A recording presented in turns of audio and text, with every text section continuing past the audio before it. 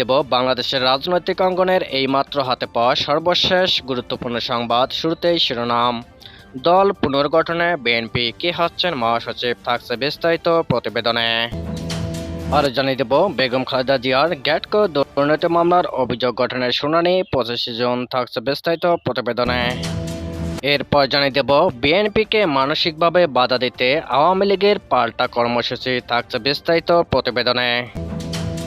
সবশেষে জানিয়ে দেব উপজেলা নির্বাচনে অবাধ প্রার্থীদের বিরুদ্ধে সময়মতো সিদ্ধান্ত, বললেন ওবায়দুল কাদের, থাকছে বিস্তারিত প্রতিবেদনে।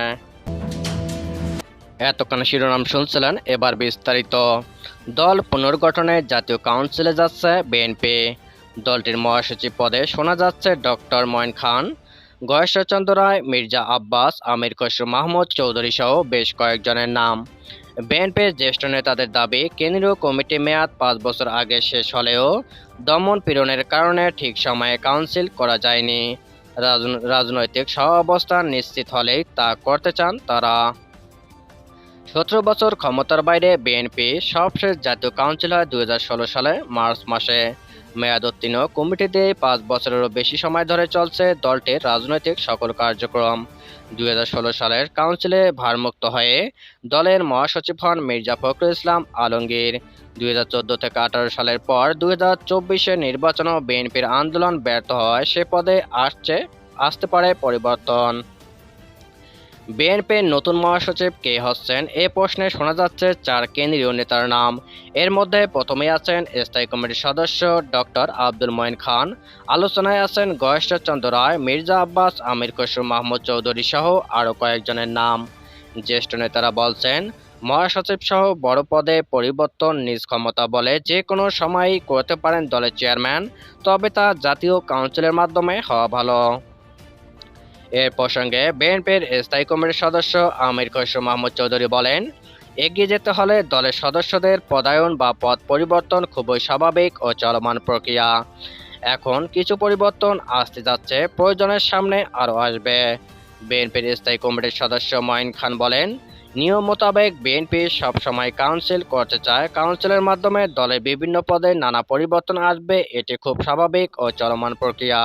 শুধু মহাসচিব বা স্থায়ী কমিটিতে নতুন মুখ নয়, তৃণমূল শক্তিশালী করতে কাজ করছে বিএনপি। ত্যাগী নেতাদের সামনে আনতে নেওয়া হচ্ছে নানা উদ্যোগ। বিএনপি সহ সাংগঠনিক সম্পাদক কাজী সাইদুল আলম বাবুল বলেন, তৃণমূলের যে সকল নেতাকর্মী দলের জন্য সবসময় ত্যাগী ছিলেন, দলের কথা সবার আগে ভাবেন, কমিটি পুনর্গঠনের সময় অবশ্যই তাদের বিষয়ে গুরুত্ব দেওয়া হবে। বিএনপি ঢাকা মহানগর দক্ষিণের আহ্বায়ক আব্দুল সালাম বলেন, জীবনের ঝুঁকি নিয়ে বিএনপি করছেন নেতাকর্মীরা। এদের মধ্য থেকে লিডারশিপে কে থাকবে সেটা নির্বাচন করা কঠিন হবে না। জাতীয় কাউন্সিল বা স্বাভাবিক প্রক্রিয়ার নেতৃত্বে নির্বাচনে ত্যাগী ও উদ্যমী তরুণদের বেছে নেওয়া হবে বলেও জানিয়েছে বিএনপির নেতারা। বিএনপি চেয়ারপারসন খালেদা জিয়া সহ 13 আসামির বিরুদ্ধে গ্যাটকো দুর্নীতি মামলার অভিযোগ গঠন শুনানির জন্য নতুন দিন নির্ধারণ করেছে আদালত। আগামী 25 জুন নতুন দিন ধার্য করা হয়েছে। বুধবার কেরানীগঞ্জ কেন্দ্রীয় কারাগারে অবস্থিত ঢাকার 3 নম্বর বিশেষ আদালতের বিচারক আলী হোসেনের আদালতে মামলাটির অভিযোগ গঠন শুনানির জন্য দিন ধার্য ছিল। এদিন খালেদা জিয়ার পক্ষে শুনানি মুলতবি রাখার জন্য সময়ের আবেদন করেন তার আইনজীবী। আদালত সময়ের আবেদন মঞ্জুর করে আগামী 25 জুন দিন ধার্য করেন।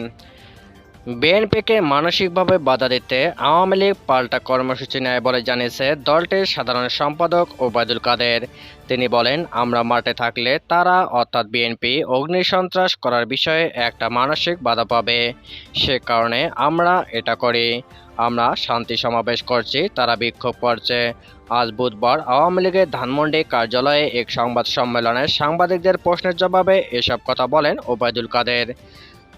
গত জাতীয় সংসদ নির্বাচনের আগে থেকেই বিএনপি কোনো কর্মসূচি দিলে এর পাল্টা কর্মসূচি নিয়ে রাজপথে থাকছে ক্ষমতাসীন আওয়ামী লীগও। বিভিন্ন সমাবেশে ওবায়দুল কাদের বলে আসছেন, আমরা শান্তি সমাবেশ করছি, পাল্টা কোনো সমাবেশ করছি না, তবে আজ পাল্টা কর্মসূচির কথা তিনি বললেন। এ বিষয়ে ওবায়দুল কাদের আরও বলেন, বিএনপি একতরফা কোনো সমাবেশ করলে অগ্নিসন্ত্রাস করে জনগণের জানমালের নিশ্চয়তা, সম্পদ রক্ষা আমাদেরও সরকারি দল হিসাবে একটা দায়িত্ব আছে। সাংবাদিকদের প্রশ্নের জবাবে আওয়ামী লীগের সাধারণ সম্পাদক আরও বলেন, বিএনপি এবং আমরা একই দিনে কত সমাবেশ করেছি, একটা রাজনৈতিক দল হিসেবে আমরা পাল্টাপাল্টি মারামারি করতে যাচ্ছি কিনা, তাদের সমাবেশে আমরা কোনো হামলা চালিয়েছি কিনা সরকারি দল হিসেবে, তাহলে অসুবিধা কি? তিনি আরও বলেন, আমরা কি বাধা দিয়েছি? আমাদের সমাবেশ আমরা করেছি, তাদের সমাবেশ তারা করেছে। নির্বাচনের আগের দৃশ্যপটও এটা। বিএনপি রাজপথের দখল নিয়ে সরকার ফেলে দিতে পারে এমন অজানা আশঙ্কা কাজ করছে কিনা এমন প্রশ্নের জবাবে ওবায়দুল কাদের বলেন, এখন নির্বাচন হয়ে গেছে, নির্বাচন তারা বর্জন করেছে, তারা নির্বাচন করতে দেবে না, সে স্বপ্ন মাঠে মারা গেছে। নির্বাচনের পর আওয়ামী লীগ সরকার গঠন করতে পারবে না, 5 দিনের মাথায় পড়ে যাবে, এমন দুঃস্বপ্ন তারা দেখেছিল। দলীয় সিদ্ধান্ত উপেক্ষা করে মন্ত্রী ও সংসদ সদস্যদের যেসব স্বজন প্রার্থী হয়েছেন তাদের বিরুদ্ধে সময়মতো সিদ্ধান্ত নেওয়া হবে বলে জানিয়েছে আওয়ামী লীগ সাধারণ সম্পাদক ওবায়দুল কাদের। বুধবার সকালে ধানমন্ডিতে আওয়ামী লীগ সভাপতির রাজনৈতিক কার্যালয়ে এক সংবাদ সম্মেলনে তিনি একথা বলেন। এ সময় কাদের বলেন, উপজেলা নির্বাচনে যারা দলের নির্দেশনা না মেনে প্রার্থিতা প্রত্যাহার করেনি তারা নির্বাচনের আগে যে কোনো সময় করতে পারে। দলের সিদ্ধান্ত অমান্য করলে সাংগঠনিক ব্যবস্থা নেওয়ার সুযোগ আছে। যার কর্মকাণ্ড বিবেচনা করে অ্যাকশন নিয়ে থাকে। যারা প্রত্যাহার করেনি তাদের বিষয়ে সময়মতো সিদ্ধান্ত আসবে। নির্দিষ্ট কিছু পরিবারের মধ্যে নেতৃত্ব না রেখে তা ছড়িয়ে দিতে মন্ত্রী ও সংসদ সদস্যদের স্বজনদের উপজেলা নির্বাচনের বাইরে রাখার সিদ্ধান্ত নেয় আওয়ামী লীগ। তবে কেন্দ্রের কঠোর সিদ্ধান্ত ও বারবার সতর্কবার্তা দেওয়ার পরও প্রথম দফা উপজেলা নির্বাচনে ভোটের মাঠে রয়ে গেছে মন্ত্রী ও সংসদ সদস্যদের বেশিরভাগ স্বজনেরা।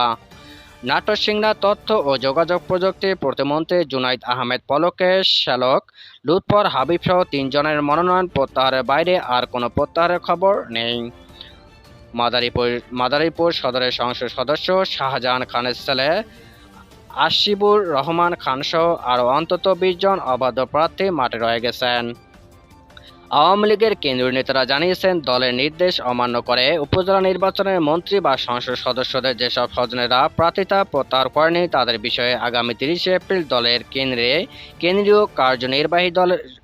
কার্যনির্বাহী সংসদের সভায় সিদ্ধান্ত হবে।